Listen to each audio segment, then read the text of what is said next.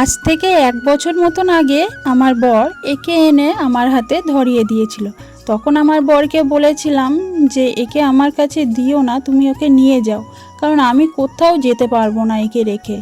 তো আজকে 1 বছর হয়ে গেল আর আমার বর আমার কথা শোনেনি, আমার মেয়ের কথা শুনে একে রেখে দিল। তো তারপরে এর ওপরে এত মায়া পড়ে গেছে আস্তে আস্তে, এখন এ আমাদের বাড়ির একজন সদস্য।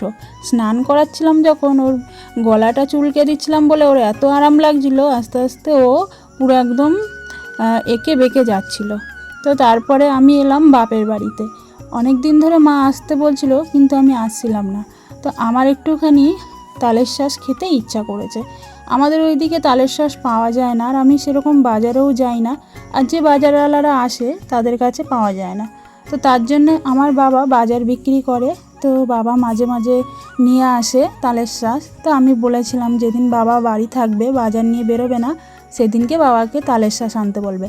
তো সেই দিনটা আজকে, বাবা আজকে বেরোয়নি, তো সঙ্গে সঙ্গে সকালবেলা গিয়ে আমার জন্য তালের শাঁস নিয়ে এলো। আর মা ফোন করে বলল চলে আয়।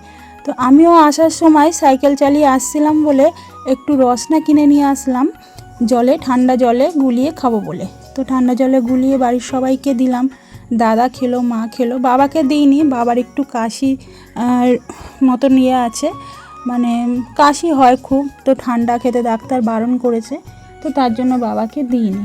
তো রসনা খেয়ে তারপরে মা আজকে রান্না করেছিল মাংস আর কচুরলতি ভাজা আর চাটনি। এগুলো খেয়ে একটু দুপুরবেলা রেস্ট নিয়েই চলে এসেছি ছাদে। মাকে বললাম কটা ভিডিও করে দিতে, আর ভিডিও করার দিক থেকে আমার মা আমাকে ফুল সাপোর্ট করে। তো এইদিকে আমার মা ছাদে একটু ফুলের বাগান তৈরি করেছে। তো ফুল গাছগুলো তোমাদেরকে দেখাচ্ছিলাম, এত সুন্দর লাগছিল, অনেক ফুল ফোটে। তো সকালবেলা মা কিছু ফুল তুলে পুজো দেয়, ওই জন্য এখন একটু কম ফুল রয়েছে, অনেক রকমের ফুল গাছ মা লাগিয়েছে। আর এদিকে তালের শাঁসটা নিয়ে আমি আর আমার মা খাচ্ছিলাম, আমি এদিকে ছাড়িয়ে খাচ্ছিলাম আর আমার মা না ছাড়িয়েই খেয়ে নিচ্ছিল। আর এদিকে সন্ধ্যেবেলা বাড়ি যাওয়ার সময় এত জোরে ঝড় উঠেছিল আর বলবো কি।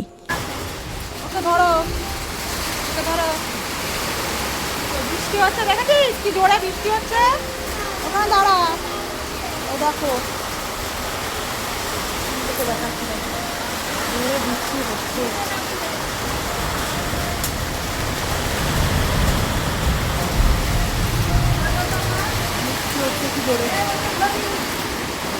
তো দেখো এত জোরে বৃষ্টি হচ্ছে, আমি বাড়ি যাব বলে গুছালাম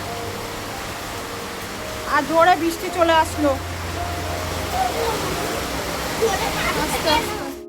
বাড়িতে আমি আমার পোষা খরগোশকে রেখে এসেছিলাম, আর এত জোরে বৃষ্টি আসবে আমি ভাবতেও পারিনি। আমি ভেবেছিলাম সন্ধ্যাবেলা চলে যাব, তো তারপরে এত জোরে বৃষ্টি নেমেছে দেখে আমার বর প্রচণ্ড রেগে গেছিলো, খরগোশটা ভিজে যাবে বাইরে। তারপরে আমি বাড়িতে ফোন করে আমার ননদকে বললাম যে খরগোশটা বাইরে আছে, ওকে একটু ঘরে রেখে দিতে। তো আমার ননদ এসে দরজা খুলে ঘরে রেখে দিয়ে গেছিলো একটা বাস্কেটে, এই খাঁচার মধ্যে রাখা ছিল। ওপরে অনেক কিছু দেওয়া ছিল, খুব একটা ভিজিনি। তো এইদিকে আমাদের উঠোনের অবস্থা দেখো, পাতা পড়ে ভর্তি হয়ে গেছে। আর আমি চলে এসেছি বাড়িতে এখন। এদিকে তোমাদেরকে উঠোনটা দেখাচ্ছি, প্রচণ্ড জোরে বৃষ্টি নেমেছিল। তো তারপরে ঘরে এসে এই যে কালকের কিছু জামা কাপড় ছিল, এগুলো শুকিয়ে গেছে, এগুলো সব ভাঁজ করে রেখে দিচ্ছি। আর ওইদিকে আমি এখন রান্না বসিয়েছি, একটু ভাত বসালাম রাত্রের জন্য। আর আমার মা যখনই যায় তখনই কিন্তু রাত্রের একটু করে তরকারি দিয়ে দেয়, যাতে আমাকে আর রান্না করতে না হয়। মায়ের মন তো এরকমই হয়, তাই না? কেউ বুঝুক না বুঝুক, মা মেয়ের কষ্ট ঠিক বোঝে। তো এইদিকে আমি একটুখানি পেঁয়াজ রসুন ভেজে নিচ্ছি, আর রাত্রিবেলা করে মাঝে মাঝে আমি খাই, আমার খুব ভালো লাগে খেতে। তো এইটা এখন রান্না হয়ে গেছে, এখন একটুখানি মুখটা পরিষ্কার করে নিচ্ছি।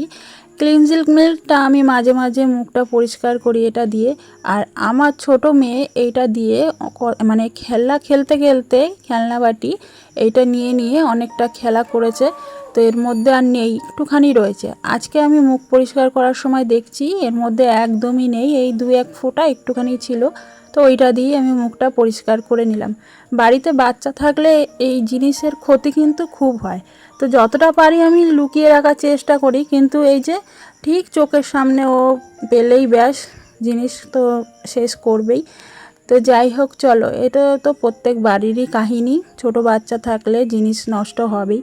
তো চলো, আজকের ব্লগটা এখানেই শেষ করে দিচ্ছি। ভিডিওটা যদি ভালো লেগে থাকে তোমরা পেজটা ফলো করে দিও।